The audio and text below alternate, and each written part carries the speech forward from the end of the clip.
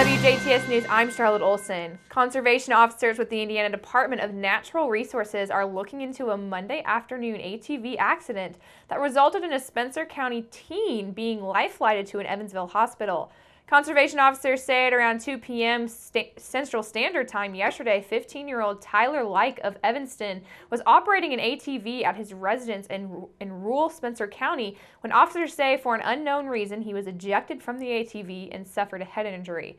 Like, taken by a family member to Memorial Hospital in Jasper, was then later transported to St. Mary's Medical Center in Evansville.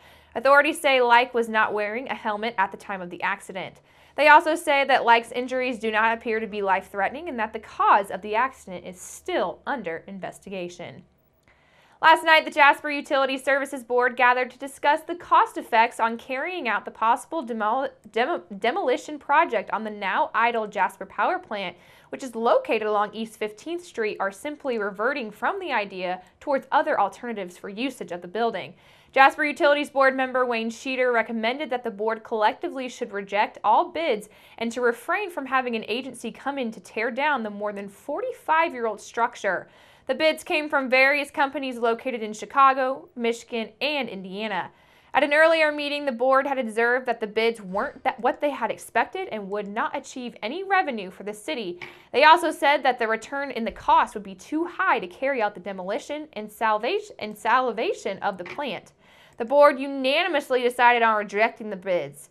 Based on the vote, the board moved on to the next step to then publicly announce that the plant will not be firing up with coal anymore and therefore not operate in any other function. Also, in relation to the public statement of discontinuing the Jasper Power Plant activity and to reduce monthly costs, it was recommended to eliminate the possibility of firing up the facility again since the board voted the power plant won't be active. Last night, the move was approved by the board, and also last night, the board discussed among themselves and addressed the public that while the demolition may not be taking place, the plant cannot remain active. Sheeter explains the reasons why keeping the power plant active would not be an alternative due to the associated costs. Well, for us to fire it back up as a coal-fired power plant would be very expensive. The plant has basically been mothballed for 2 years. We do not have the personnel to do it at this time. We would have to, there's no coal there, so we'd have to obtain coal, which could be extremely difficult since it uses specialized coal. We would probably have to make some modifications to the plant because the EPA rules have changed since the last time the plant was fired up. So it just wasn't financially prudent to keep it as a possible coal-fired power plant. Sheeter notes that by eliminating the facility as a coal fire plant, the utility board can move forward by reducing their insurance costs on the plant. Now, since it's been decided that the plant will not be active, Sheeter adds that an alternative to the plant structure and that had been previously discussed for the sale of the facility to those interested, whether they be commercial or industrial buyers, and have the option to repurpose the facility. Currently, there are no immediate plans for the plant. Ferdinand native and former Lieutenant Governor Sue Ellspermann will face competition from more than 30 applicants who are vying to become the next president of Ivy Tech Community College.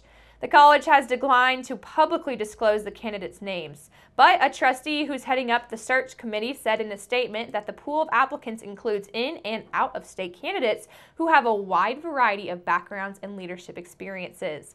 The search committee plans to select some of those candidates for in-person interviews. It's aiming to name the college's new president this coming April with an anticipated summer start date. Governor Mike Pence announced in December that Ellspermann planned to apply for the position. She resigned as lieutenant governor earlier this month. The Dubois County Solid Waste District now has a program for recycling bins that can be borrowed for public events such as festivals, fairs, meals, meetings, and more. Through an anonymous donation, the district is encouraging use of the new bin lending program. The Solid Waste District has from 1 to 20 bins for any group or organization that would like to encourage recycling at their events. The available bins, called Clear Stream bins, are portable, easy to set up, and use a clear bag so that event goers can see what is in the bag and are more likely to recycle. Due to the convertible nature of the bins, groups can decide if they will recycle bottles, cans, paper, and/or single stream of recyclables. The district will provide bins and bags to any group for their public event.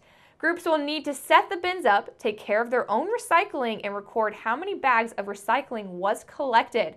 Carla Strigel Winter, director of Dubois County Solid Waste District, says that she hopes that the district will see lots of event organizers taking advantage of this bin lending program.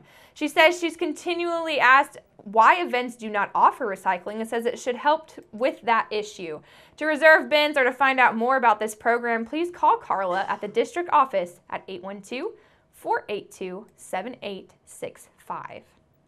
Junior Achievement of Southwestern Indiana recently announced the resignation of Theo Boots, president of Junior Achievement of Southwestern Indiana, and this resignation is effective April 15th. Under Boots' leadership, the Southwestern Indiana organization has grown 57% to reach over 26,000 students with a student market share of nearly 34%, which is the fourth highest of 112 junior achievement areas in the country. She, along with a junior achievement team, have recently introduced the Innovation Challenge, Career Expo, and Dollars Make Sense. Junior Achievement Southwestern Indiana has received the Peak Performance Team Award for the past 7 years. This award is presented to junior achievement areas that have achieved the highest combined level of student growth, increased student market share, and total revenue growth. In 2012, Boots was awarded the Carl Flemke Pioneer Achievement Award, given to one new Outstanding Junior Achievement Area President annually. Junior Achievement Board Chairman Jim Whitman says as a President Selection Committee will begin to search for Boots' successor, effective immediately. Officials with the Indiana Department of Transportation say that the closure of 2 Norfolk Southern Railroad closings are planned for early next week along state routes in Crawford County. INDOT says that contractors for Norfolk Southern will perform repairs to crossings along State Road 66 from State Road 64 to Interstate 64 near Marengo and on State Road 237 from State Road 64 to I-64. INDOT says both closures will begin next Monday, March the 28th, and they say work is expected to last until the beginning of April. Now, official detours have been put into place for both closures. On State Road 66, motorists should use I-64, State Road 337, and State Road 64. On State Road 237, motorists should use Interstate 64, State Road 37, and State Road 64. Local traffic will have access to the point of closure. INDOT urges drivers to slow down and stay alert near crews. For construction updates and traffic alerts, you can follow INDOT on Facebook at facebook.com/INDOT Vincennes District, or you can follow them on Twitter at twitter.com/INDOT Southwest, or you can access the INDOT TrafficWise website at indot.carsprogram.org. Make sure to keep it right here because up next we'll take a look at your weather summary.